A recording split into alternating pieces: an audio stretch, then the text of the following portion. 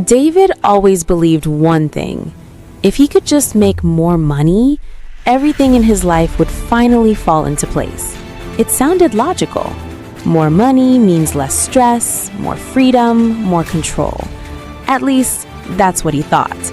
So for years, that became his focus. Not learning, not understanding money, just chasing it. And for a long time, he truly believed he was on the right path. David wasn't lazy. In fact, he worked harder than most people around him. Early mornings, late nights, extra shifts, side hustles.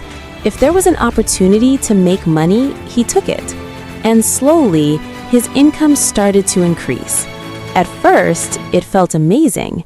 He could afford things he couldn't before. Better food, better clothes, more comfort. And for the first time in his life, he felt like he was finally moving forward.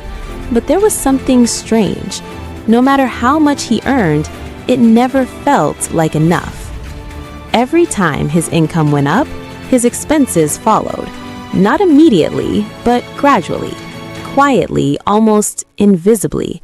And before he realized it, he was living the same life, just with bigger numbers. More money coming in, but just as much going out. At first, David blamed his situation. The cost of living is high. Things are getting expensive. I just need to earn more. So he worked harder. But the more he earned, the more pressure he felt. Because now he had more to maintain. More bills, more responsibilities, more expectations. And that's when it hit him. He wasn't building freedom, he was building dependency. One evening, David sat down after a long day. Tired, mentally drained, he opened his phone and checked his bank account. The number was higher than ever before, but instead of feeling proud, he felt anxious because deep down, he knew the truth. If he stopped working, even for a short time, everything would start falling apart. That night, he asked himself a question. What if the problem isn't how much I make? What if the problem is how I use it? That question changed everything. David stopped chasing money and started understanding it. He learned that money is not just earned, it's managed, protected, and grown. He began tracking his spending, not perfectly, but consistently. And for the first time, he saw where his money was really going. The problem wasn't his job, it wasn't his income, it wasn't his situation, it was his habits.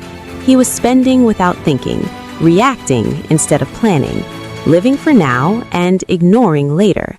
And the hardest part, it all felt normal, because everyone around him was doing the same thing.